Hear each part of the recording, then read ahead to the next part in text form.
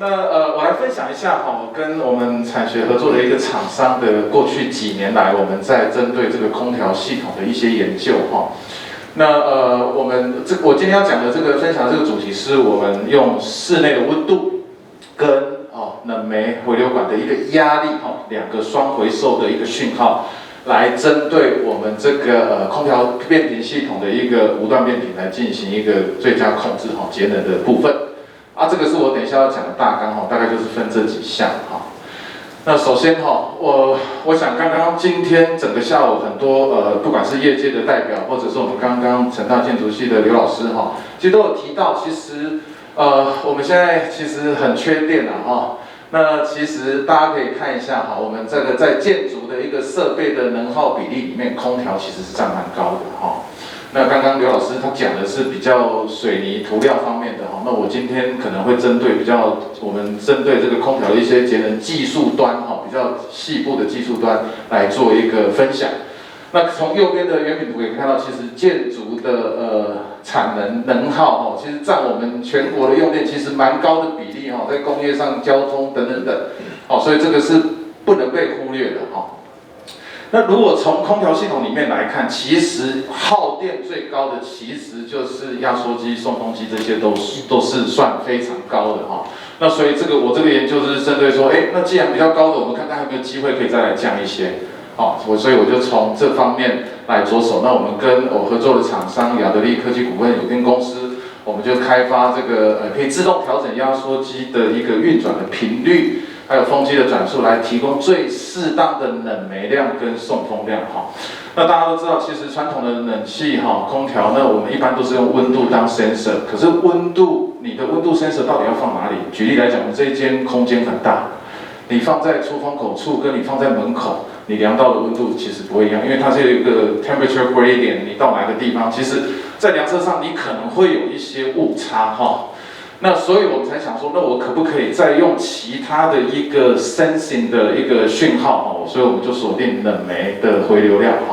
压缩机冷媒的回流量来提供我们最适当的冷媒跟送风量。好，所以整个我们合作的过去几年的一个计划目标就是，我们有动机就是建筑空调很耗电，占了将近60%的一个能耗。那大家也都知道，夏天的时候你空调没有人再开1个小时，你一开就是一整天的，不然谁要在里面工作？我受不了，甚至连睡觉你都要开，不然会睡不着。所以它是无法断掉再开的所以它是一个长期使用的状态。那还有冷媒的压力跟室内的温度变化，我们锁定这个主题来进行双回收的一个城市的开发我们希望可以降低一些能耗这样。团队成员当然我自己这个是在瑞士拍的那时候还比较年轻那我请2位同学提供给我照片有一位同学就不想要给大家看到现在学生都很可爱那还有合作的厂商技术长跟总经理的部分。那我们计划执行的内容大家可以看得到其实节能的方法有很多，我们刚刚也提到了现在缺电的方法有什么？第一个，你要么就是在产生更多的电，再生能源、洁净能源或火力核能。那我今天要讲的是另外一个 solution 是什么？你从你既有的用电，你想办法再省一些下来，这个也是有贡献的所以今天我是focus 在这个部分。那我们跟厂商是有开发一个节能的控制箱的，简单的讲我们这个命名很复杂就是 double feedback， 然后呢 stepless 什么这个我就不念了，反正就是一个英文的缩写那我们就针对气冷式的冰水主机，那还有我们的 fan coil 的部分，就是排风的部分来做一个调控这样。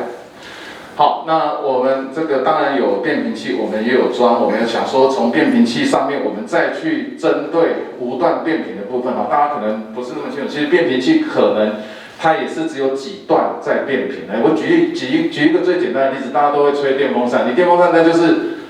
1、2、3段的一个风量那举例来讲，今天我只想吹2.5段，请问你怎么转得到？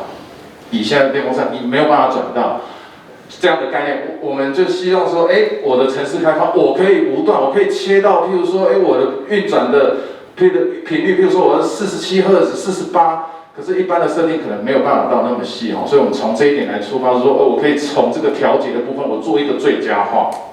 好，那我们就有开发一个智能控制板的部分，当然里面会有我们写的程式的输入，然后还有我们的 microchip 的晶片的运行，那还有一个压力的 sensor 的接点、温度 sensor 的接点，还有其他的 Modbus 通讯协定的一些部分，我们跟厂商一起讨论，把它整合在一起哈。那我们的一个回收的一个 sensing 的模式，整个程式的运转的逻辑，当然就是我们会有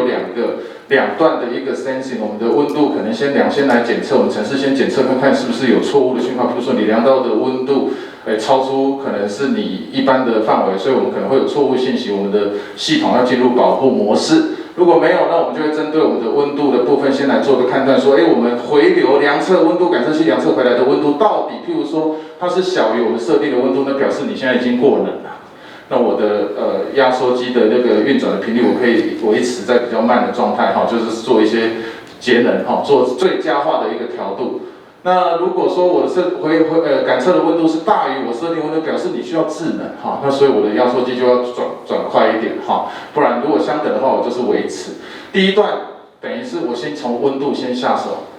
那温度就像我刚刚讲的，它可能还是有误差，所以我进入第二段就是一个压力的一个感测模式，一样也是看我的冷媒管回流的压力，我量测到了。现在如果冷媒管的回流的压力比较大，那表示我知道说我们的压缩机需要制冷，我们室内要制冷，所以我必须要增加我的压缩机的运转频率。以此类推我们的控制逻辑就是两段。我们也有，当然也可以单纯的温度模式，就是一般冷气装变频的模式。那我们也针对了单纯冷媒的模式不要靠温度，我们也来做一个比较那这个是我们的一些控制参数，我就不念了，其实很多它包含有这个运转频率的上下限、冷媒压力的一个设定上下限值等等，这是我们做实验的一些调整参数，因为每一台变频器跟这个边水主机，它可能需要做一些不同的设定那我们用 diff 板来做一个控制。那我们当然要量测所谓的能耗的部分就是说我们有接这个电力品质分析仪我们来做一个长期的一个电力的监控，看看我们的这个节能控制的智能模板是不是真的有发挥一些效用，所以我们在压缩机端跟我们的一个控制器端来做一个量测。好，那我们遇到的一些困难那当然一开始我们在选择这个变频器压缩机的时候因为每一家品牌不一样，它的一个设定范围不太一样，所以我们其实也花了一些时间找到合适的一个变频器我们就是用东元的。然后呢，我们就在另外一个问题，我们遇到的是这个冷媒压力的量测，我们量到的那个讯号其实是很毛躁、很杂的它的那个讯号点跳得很厉害。那我们自己写了一个演算法来看出说在这么复杂的一个讯号跳动里面，它的一个走向趋势是什么。所以我们就自己开发一个演算法来做这个讯号的一个量测。然后当然在整个双回收模式的一个开发的过程，我们跟厂商也讨论了很多，因为那个程式我们整个写起来是超过1000行的程式所以是非常复杂，花了好几届的学生才把它完成。好，那我们当然做一些验证的流程，我们有4个 case。第一个就是什么都不装的试电模式就是什么都没有装。第二个是我单纯就是温度模式，就是我们一般，譬如说你冷气加变频器就是这样。那第三个就是说我不要用温度，我不要用温度当感测源，我只用压力。第4个是我温度加上压力的一个模式，在同一个场域同样的一个负载状态下，我们来进行这个测试。我们包含不停机的一个长时间的测试，还有1天对1天的一个实验的对比。那这样才会比较准。那我们实验要量测的部分，当然你的室内的一些温度，还有压力冷媒管的压力值，还有我们压缩机的一个运转频率，还有压缩机的总功率，还有一个室内外温度的一个湿度的一个量测那首先我们要先确定我们的冷媒压力是真的有发挥作用，所以我们有做一个测试实验，就是说我们压缩机的一个能耗功率跟我们压缩机的运转频率，还有冷媒压力值之间是不是也是有一个线性关系？那我们测出来是有，那表示说我的冷媒压力是跟我这个压缩机的运转频率是有直接线性的关系，有这一个证据我才可以做后面的一个开发那我们在整个压缩机不停机的一个实验的功率变化上，我们长期去记录一下哈。N 就是我们试电模式，果然它的耗电量就是最高的哈。大家在相同的场域里面做实验对比哈。那 T 就是我只开启就是变频跟这个温度的量测模式，哦 T。那 P 就是我开压力是黑色。DF 就是 double feedback 双回收，温度跟压力同时开的时候，我们是有看到我可能在能耗上面我可以控制得更准哈。那大家也一定会想说，你这样用双回收，虽然可能总工省了，那你室内的温度会不会变得比较热，人比较不舒服？其实我们有去记录，在这4种实验底下，我们整个室内的一个温度范围变化，大家其实是差不多。就比如说，我们可能正负在0点几度而已，人体的皮肤对0点几度的变化大概是感觉不到的哈。所以我们当然是在节能的状态下，我不能影响我原本冷气该给的功能。那从这个8个小时的一个实验的累积哈，我们可以看到它能耗的累积在4个模式下，也是我的 double feedback 的一个能耗累积，算是比较低的哈。那除了这个之外，还有天对天哈，因为我们学生在做实验，常常是需要看气候，因为天气的温度差不多，温湿度室外今天跟明天跟后天，我们要取到差不多，再来对比才有意义。不能说今天21度，明天31度，那2个做实验，我觉得这样是不准，所以我都叫学生多收集好几天的数据，然后最后我们挑大家那一天，我们是根据中央气象标准局的一个记录台北市的一个记录，大安区的我们学校那边的记录来做一个筛选 data 的对比那可以看到我们这个温度，我们从20几度到30几度的天气，我们都有做实验那室外的温度当然变化，可是我们室内温度其实在这几个模式下，我们都是假设我们设定在24、25度这里室内温度其实都是调的，就是可以控得很好好，那当然你在不同的温度下，我们来看一下这个能耗的一个不同的 data 的对比，也是在我们绿色这一条线，我们在双回收部分，我们观察到其实它的能耗是真的比较低的好，我们整个计划的成果跟效益分析的部分如果从我们先前的一个实验这么多笔的，还有不同天的一个对比差不多温度下的对比的状况来看，单纯试电我们 case 2、case 3跟 case 4全部来跟试电模式来做对比的话，温度模式的话，我们大概可以省到13到17%相同的时段，相同的负载，就是说整个实验室都一样的然后呢冷媒如果只用冷媒的 P 的模式的话，大概可以到20那如果双回收有机会，我们就上到30，我们曾经记录到40都有，所以其实这个是直接实验数据的一个呈现。那我们这个技术，我们也跟厂商有去一些医院一些场域去做量测我们在一些不一样的压缩机上面，我们有去做这个冷媒恒压模式的一个节能的一个量测，也发现都有一些效果我们都找医院因为医院也是不能关空调的那还有对，这个也是还有 SGS 的一些认证节能率都还不错那毕竟还是在学术界，我们还是要发表论文才可以得到我们国科会的一些补助所以我们也把这个技术也取得厂商的同意。那厂商通常我合作的厂商其实都不太让我发表论文的，因为他们的想法是我给你钱做研究，你还把我公诸于世，那我干嘛给你钱那为什么这个老板他愿意同意？很简单，因为我们写 paper 你不用公开程式真正的技术是在程式里面看不到，我们的逻辑大家都知道，只是说你怎么把它写成可以用的程式，那所以他就同意让我发表。那我们也很幸运的发表在不错的期刊，然后也在先前2018年在教育部举办的台湾能节能比赛大专在地实验组，我们得到金牌就是这个技术相关的技术那未来潜力当然很多，我们现在还在修一些程式的细部的部分那未来潜力可以应用在很多的地方，包含刚刚我们那个研华的那个 Henry 有讲，其实整个场域工厂里面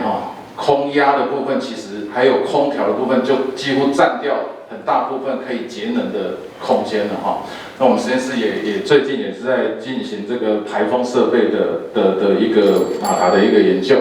那后面简单的哈，这个工程中心希望说有机会可以分享一下我们跟业界的一个合作模式哈。那其实我跟很多厂商都有在合作这么多年来，因为台北科技大学基本上就是要跟产业多互动哈。那我也在不同领域里面跟很多厂商的合作。其实我都跟厂商说，如果你只是要合作1年的，就不要来找我，因为我觉得1年做不出什么啊，这是第一点。第二个是很多厂商可能心态也不太正确，他来就是要挖东西的哈，可是要投入资源他却不太想。那这一种我也就会觉得，那就算了这样哈。所以我跟很多厂商合作其实是很长期，我觉得长期哈培养合作的默契、信赖感，因为彼此一开始合作一定会有一些。我到底你这个教授我信得过信不过？你这个厂商到底愿不愿意真心的来合作？我觉得这些都是需要时间来考验的哈。如果一旦有信任感，其实我觉得后面要谈什么都真的很快的哈。包含你要技转，你要产学合作长期的。我现在合作的厂商很多都是超过5、6年，甚至快10年的都有。每年他就投你，那我也会跟他讲说。你的这个，因为厂商丢出来都是蛮难的，因为简单的他自己就做掉了。那难的问题，通常我们会去看说，我通常都不会夸大海口，我都会跟他说，我有把握做到哪里。那剩下的，你老板你愿不愿意来投资我？那如果出来真的有一些成果，那当然是你优先嘛，制裁我们可以再来谈但是绝对是优先转到你们公司的。那很多厂商就会去评估说，我讲的话，或者是我们不是随便乱骗的，那合作的模式就会比较长久哈。我觉得大概这个是我过去的一个经验的分享哈。我想时间也差不多了，那我想这个就是我今天的一个分享，谢谢大家。